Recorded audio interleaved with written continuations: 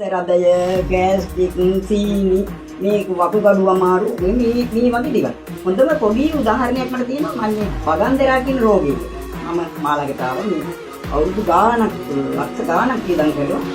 අන්තිමට මේ මල යක්ෂ ආත්මයක් ඔය දැන් බුද්ධ මාර්ගයේ තමයි එයාට ඒ යක්ෂ ආත්මේ ඒ වාගේ දේවල් වලට ආකර්ෂණය වෙලා මේ පුද්ගලයාට මේ වැදගත් පුද්ගලයෙක් රාජ්‍ය සේවකයෙක් විදුහල්පතිවරයෙක් මම ඒ මල යක්ෂයයි දැනින් ඉවත් කරාට පස්සේ මම යායි මල යක්ෂයා පොඩ්ඩක් මම කතා කරලා බලනවා.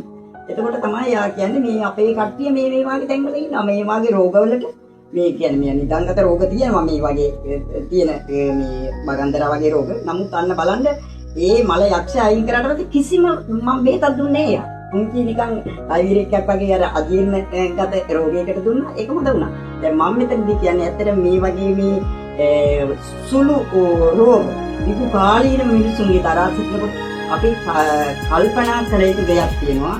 රටවාසී හැමෝම තමන්ගේ ආහාර වේල පිරිසිදු සකස් කර ගැනීම දරුවන්ගේ විශේෂයෙන් මේ වැඩිහිටි තරුණ ගැහැණු ළමයින්ට තමයි ගොඩක් තරක මම මේ වචන අනිත් එක තමයි මේ මත්කුඩු මත්ද්‍රව්‍ය වලට ඇබ්බැහි වෙන තරුණ යෞවන තරුණ පිරිමි දරුවන් ඒ වගේම සමහර වෙලාවලට මට තවත් මතක් කළ යුතු දෙයක් තියෙනවා මේ අමනුෂ්‍යයන් අපි විශේෂයෙන් කාන්තාපක්ෂයේ ඔසොත් සිදුවීම් වගේ දේවල් වලදී මේ ඉස්සර නම් අපි පුංචි කාලේ අපි තරුණ වයසේ අපේ අම්මලා තාත්තලා මේව බොහොම සුරක්ෂිතව අපි බොහොම ආරක්ෂා කරගන්නවා මේ දිනවලදී. දැන් ඒ තත්ත්වේ ගොඩක් දුරට අඩුවෙන්න කියලා නම් ඒවට භාවිතා කරන දේවල් කපලා වල දානවා ගේ පිටිපස්ස. ගේ පිටිපස්ස. දැන් මේ වෙලිටත් කියන්නේ තැන් වල දානවා. තැන් වල වලුවොත් එහෙම කුණු ගොඩක් අත්තොත් බල්ලෝ කපුටු ඕන තරම් ඇදගෙන කන ඒ තරම් අපිරිසුදු තත්ත්වයකට නොසැලකීමක් බවකට පත් වෙලා තියෙනවා. මේ වාගේ දේවල් වලින් ඔසොප් චපරේ වෙනස් වීම දරුවන්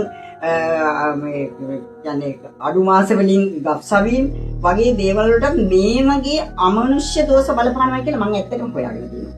ඒ නිසා මට දෙන්න තියෙන පණිවිඩය තමයි ගොඩක් වෙලාවට මේ අපේ හෙළ මුතුන් විත්තම් බොහොම සුරක්ෂිතව ගත්තු ආහාර ටික තමාගේ ගෙවත්තෙන් තමන් සුරක්ෂිතව තෙල් බැදුම් වලින් බොහොම අඩුව